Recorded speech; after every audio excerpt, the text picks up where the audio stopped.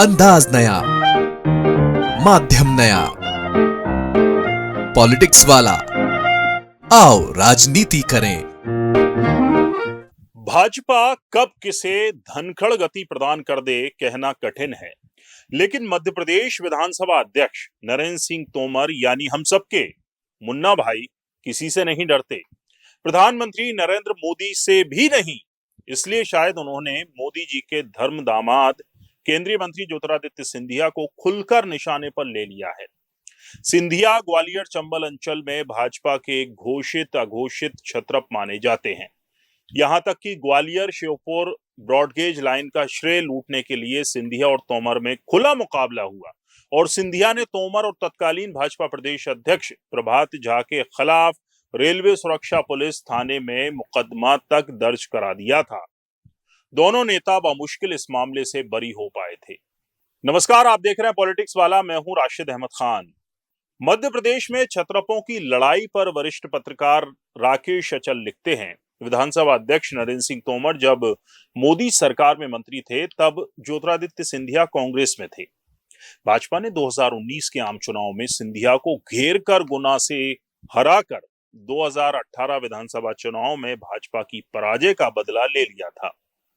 सिंधिया के चुनाव हारते ही मुन्ना भाई यानी कि नरेंद्र सिंह तोमर ग्वालियर चंबल अंचल के में एक छत्र वर्चस्व कायम कर लिया था, लेकिन उनका दरबार ज्यादा दिन नहीं चल पाया। 2020 में सिंधिया कांग्रेस की कमलनाथ सरकार का तख्ता पलट कर भाजपा में शामिल हो गए। उन्होंने बिना चुनाव लड़े मध्य प्रदेश में भाजपा की सरकार बनवा दी। सिंधिया के भाजपा में आते ही पार्टी ने न सिर्फ ज्योतिरादित्य को राज्यसभा भेजा बल्कि उन्हें केंद्र में मंत्री भी बना दिया। केंद्रीय मंत्री रहते हुए किसान आंदोलन के चलते मोदी सरकार की जो किरकिरी हुई, उसके चलते मुन्ना भाई यानी नरेंद्र सिंह तोमर के नंबर अचानक कम हो गए।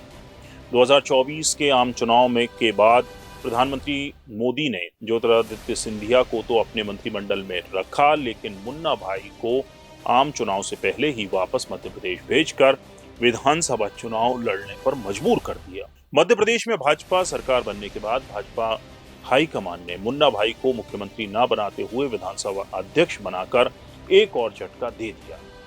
प्रधानमंत्री मोदी के खुले समर्थन के बाद ग्वालियर चंबल में हुए तमाम विकास कार्यों का श्रेय अकेले सिंधिया ने रोक लिया।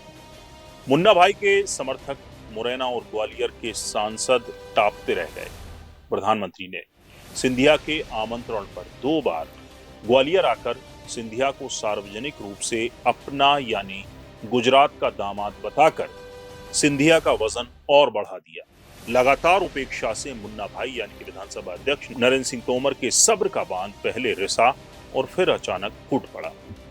पिछले दिनों अपने निर्वाचन क्षेत्र दिमनी में एक सरकारी कार्यक्रम में मुन्ना भाई ने सिंधिया का नाम लिए बिना कहा कि जो लोग हर योजना का श्रेय लूटकर मैं करते फिरते हैं, उन्हें शायद नहीं पता कि अंचल में जो भी विकास हो रहा है वो भाजपा सरकार बनने की वजह से हो रहा है, वरना जब प्रदेश में कांग्रेस की सरकार थी तब मैं करने वालों ने क्या कर लिया।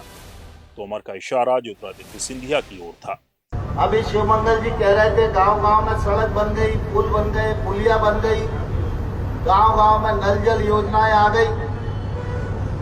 ये नरेंद्र सिंह तोमर के कारण, शिवमंगल जी के कारण नहीं आई। कुछ नेता जरूर ये बात करते हैं कि मैं लाया, मैं लाया, मैं लाया। मैं के अलावा फुर्सत ही नहीं रहती। बस तो स्थिति ये है कि भारतीय जनता पार्टी की सरकार नहीं थी तब कौन है क्या कर दिया, इस बात का विश्लेषण करने की जरूरत है। आज अगर ट्रेन आई है, वंदे भारत चल रही है, स्टेशन का विकास हो रहा है, हवाई अड्डे बन रहे हैं, हाईवे बन रहे हैं, तो ये भारतीय जनता पार्टी की सरकार है, इसके कारण बन रहे हैं। अगर भारतीय जनता पार्टी की सरकार नहीं होती तो ना नरेंद्र सिंह बनवा पाते, ना कोई और दूसरे सिंह सरकार में होते, वो भी नहीं बनवा पाते। दरअसल मध्य प्रदेश भाजपा में सिंधिया और तोमर के बीच वर्चस्व की लड़ाई पुरानी है। तोमर मूलतः संघ का उत्पाद हैं और ज्योतिरादित्य सिंधिया की दादी राजमाता विजयराजे सिंधिया के संरक्षण में पले बढ़े। सिंधिया के केंद्र में रहते हुए 2024 से पहले तक केंद्रीय मंत्री के रूप में सिंधिया तोमर पर हावी रहे। किंतु 2014 में नरेंद्र मोदी की सत्ता में आते ही नरेंद्र तोमर की किस्मत खुल गई और उन्होंने सिंधिया का दरबार उजाड़ने की हर संभव कोशिश की, लेकिन सिंधिया अपमान का घूंट चुपचाप पीते रहे। सिंधिया ने पूरे 6 साल सब्र किया और फिर खुद भाजपा में शामिल होकर नरेंद्र सिंह तोमर को उनकी हैसियत दिखा दी। सिंधिया का आभा मंडल केंद्रीय गृह मंत्री अमित शाह, पूर्व उपराष्ट्रपति जगदीप धनखड़ और खुद मध्य प्रदेश के मुख्यमंत्री डॉक्टर मोहन यादव ने सिंधिया के जयविलास पैलेस का आतिथ्य स्वीकार कर और बढ़ा दिया। तोमर मन महसूस कर रह गए। एक जमाने में जयभान सिंह पवैया जो भाजपा नेता मुन्ना भाई के साथ हुआ करते थे और सिंधिया के मुखर विरोधी माने जाते थे, वे सब अब सिंधिया के साथ खड़े हो गए हैं। मुन्ना भाई के साथ अंचल के 2 सांसद होने के बावजूद वे सिंधिया के आभा मंडल के सामने टिक नहीं पा रहे हैं। मजे की बात तो यह है कि सिंधिया और तोमर की अदावत जग जाहिर, लेकिन सिंधिया भाजपा में आकर 5 साल में इतने मजबूत हो गए कि नरेंद्र सिंह तोमर यानी कि मुन्ना भाई को घबराहट होने लगी है। अब देखना यह है कि सिंधिया पर परोक्ष रूप से विधानसभा अध्यक्ष द्वारा किए गए हमले को प्रदेश और देश के भाजपा सुप्रीमो किस ढंग से लेते हैं। आशंका तो ये जताई जा रही है कि विधानसभा अध्यक्ष नरेंद्र सिंह तोमर ने घबराकर सिंधिया को निशाना बनाकर अपने ही पांव पर कुल्हाड़ी मार ली है। अब सबकी नजर दिल्ली और भोपाल पर लगी है। तोमर अपने वजूद से ज्यादा अपने बेटे को स्थापित करने की फिक्र में हैं।